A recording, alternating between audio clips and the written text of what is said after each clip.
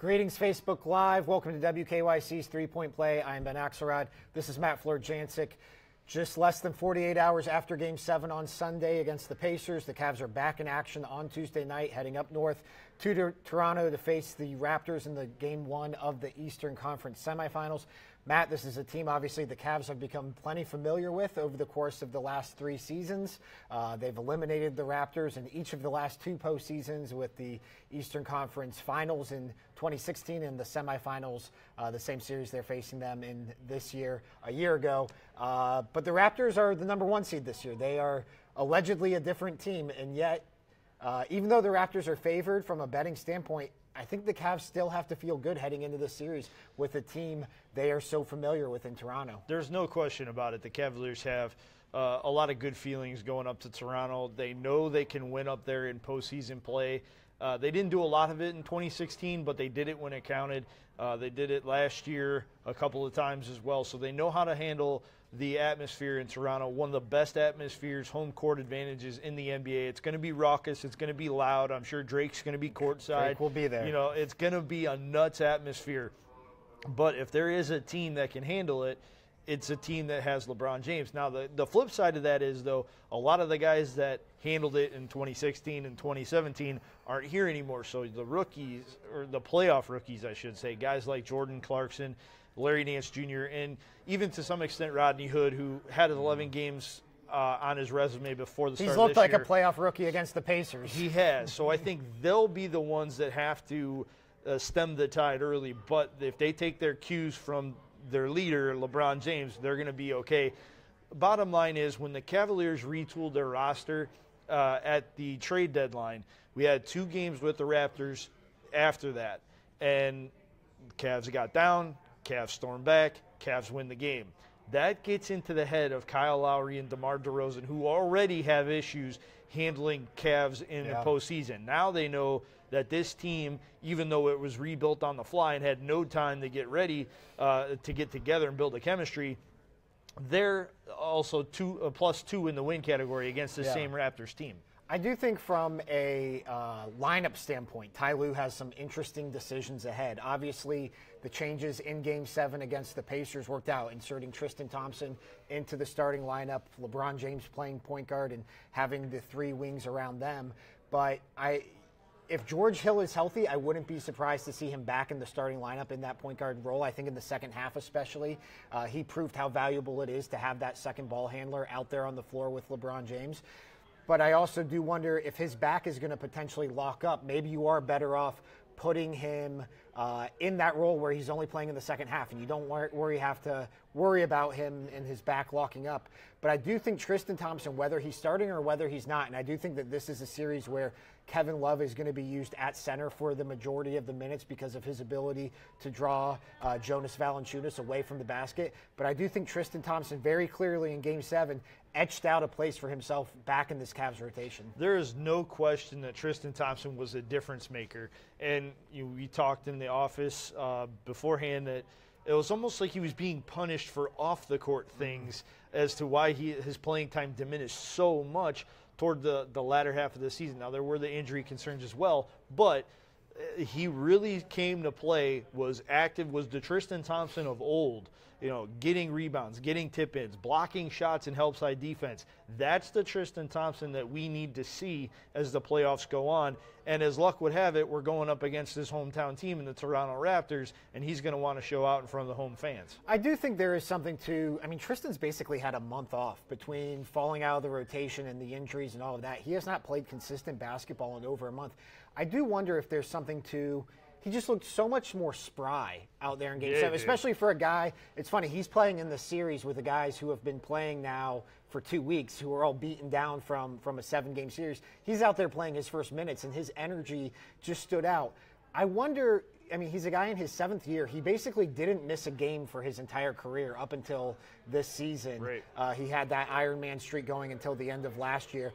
Started in 3 straight finals. Was a key cog playing high minutes for the Cavs. I do wonder if there's something to him just being re-energized, because that LeBron James said after the game, that's the Tristan Thompson we know, and not only from the putbacks and what he's able to do on the defensive side of the floor, but those offensive rebounds, you forget just between him and Kevin Love how much of a part of the Cavs' identity that was. And I do wonder if that's something this team has, other than LeBron James, this team hasn't had any sort of an identity thus far in these first 7 games they played. If they can get Tristan going and get back to being that team that crashes the boards, maybe there's something there, especially against Toronto, a team they've had success with in that regard. No question about it. The Cavaliers have a definite advantage if they can get Tristan Thompson jump-started.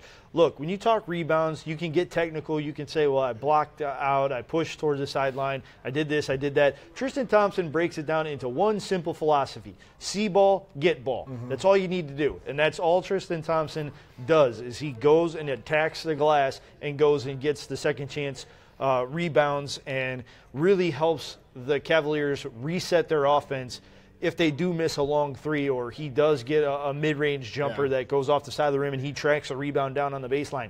He is that second-line igniter for this team.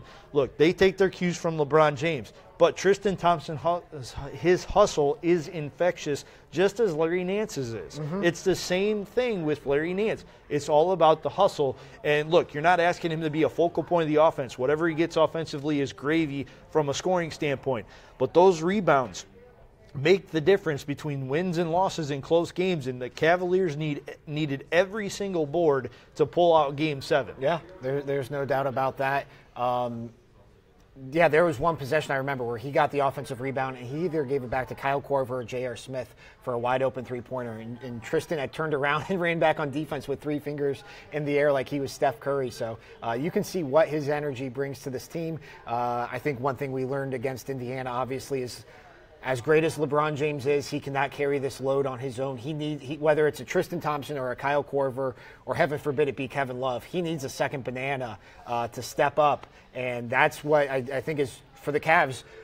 We've talked about these past series with Toronto. There was always Kyrie Irving across from LeBron James. Kevin Love would step up in those series. LeBron, for as great as he is, after what he just went through in 7 games and playing all the minutes that he played, he is going to need somebody to lessen the load, especially against the Toronto team that is arguably the deepest team in the NBA, maybe outside the Golden State Warriors. So what we're saying is that Batman needs to send out a Robin signal. Yeah. Somebody needs to step up and fill this role. Kevin Love is a great scorer when he's in rhythm, but he did not have a rhythm at all against Indiana. And maybe it was a matchup thing. He was getting pushed out to the perimeter a little bit too much, and he admitted that. He didn't do anything to correct it, but he admitted it. Now against a different kind of team in Toronto, we'll see what Kevin Love shows up. Is it the guy that stands on the perimeter and just waits for LeBron to do all the work and him to get all the threes? Or is it the guy who's going to get in there in the paint, bang around with the big boys, try to get rebounds, try to get tip-ins, be active? Kevin Love showed a little bit of that late in Game 7 where he tried to get active. His problem was he had a case of the yips. He couldn't get the layups to fall. He had a lot of point-blank second-chance opportunities and couldn't get them to fall. The Cavaliers are going to need Kevin Love, Kyle Korver, Jordan Clarkson, George Hill. Somebody needs to step up and fill that secondary scoring role for this team. LeBron, he got you past the Indiana Pacers. It was ugly, but it was effective.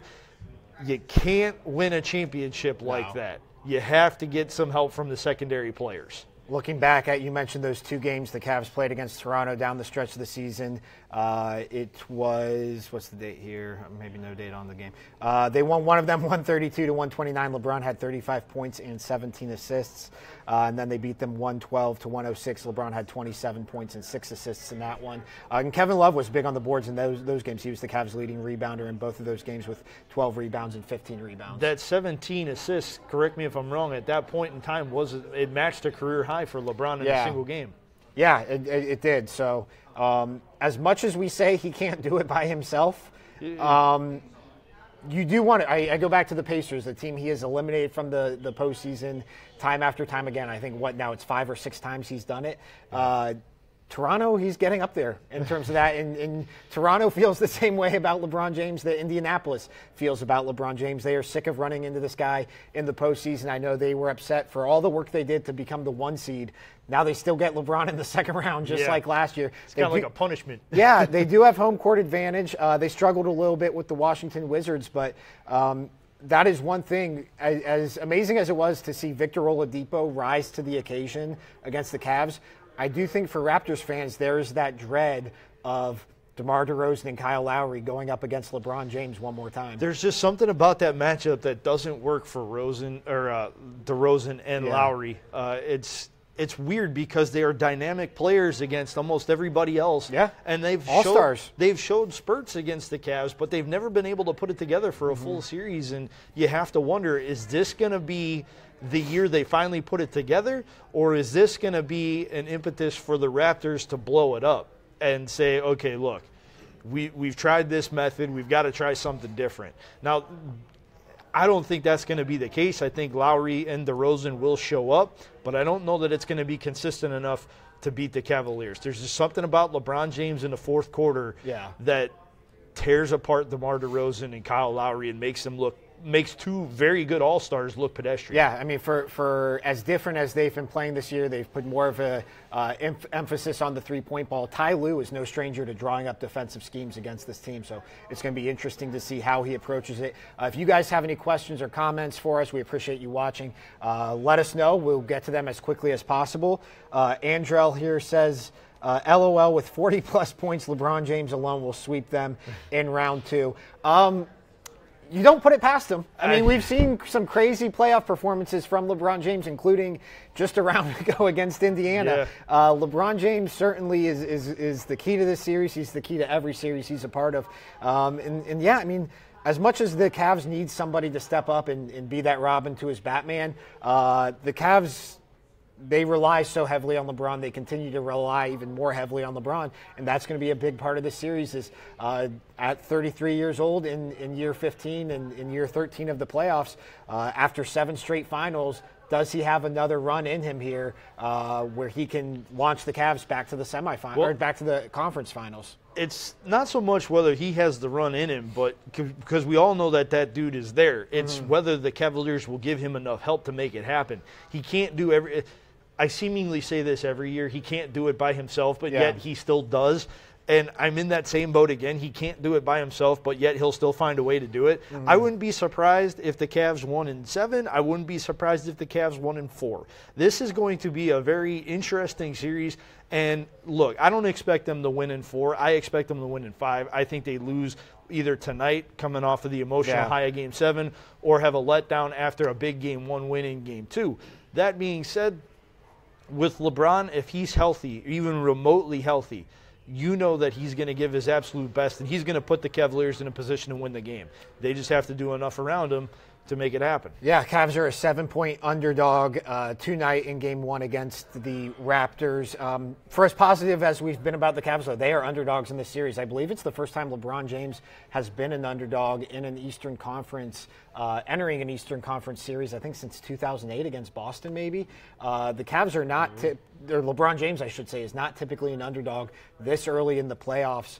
But I do think one thing, though, to keep an eye on in regards to that is you mentioned those playoff rookies on the Cavs, Larry Nance, Jordan Clarkson, Rodney Hood to a lesser degree. They did not show up in the last series. Those guys from the trade deadline were practically non-existent against Indiana. Toronto, meanwhile, like I said, lays claim to arguably the best bench in all of the NBA. I think that is one thing that if the Raptors are going to pull this series off and advance to the Eastern Conference Finals and finally slay that beast that is LeBron James, I think it's going to be their bench versus the Cavs bench that's going to play a big part in that.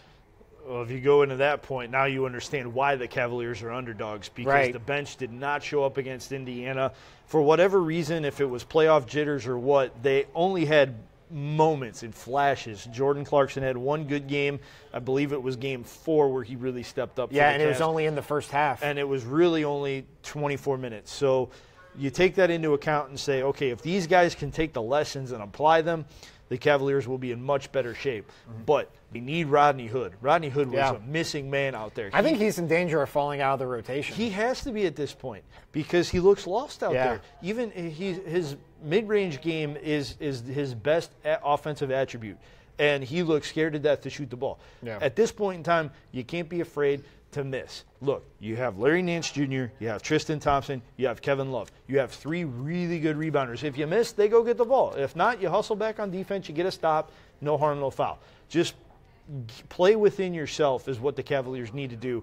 I think Clarkson sometimes gets a little too dribble happy. I think Nance is kind of just he's a liar in the weeds, kind of waits to pick his spots, and sometimes they don't come.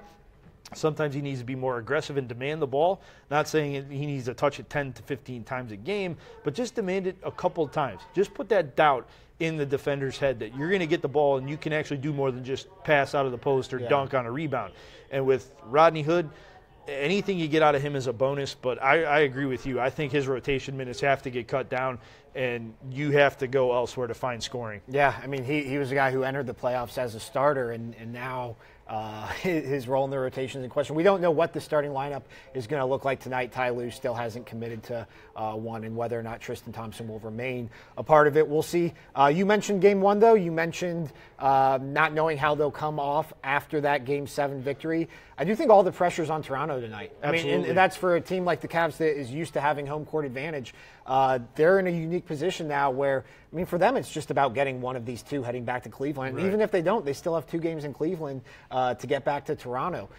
I think all of the pressure is on Toronto. I'm interested to see how they handle that. And for a team that's had trouble dealing with pressure, this could be a good spot for the Cavs to potentially steal one and claim home court advantage very early in the series. You need to steal at least one in Toronto, and this would be the perfect time to do it. Yeah.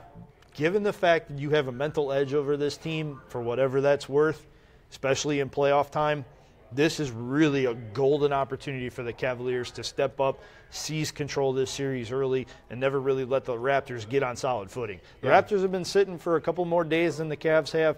I don't think that really matters all that much. They knew they were going to get a physical, grinded-out series in the second round of the playoffs anyway, so we'll see what Cavs team shows up, and we'll see what Raptors team shows up. Yep, tip-off at 8 p.m. tonight up in Toronto. We will have you covered throughout the day, throughout the night on WKYC.com. Thanks for watching on Facebook Live. For Matt Florjancic, I'm Ben Axelrod.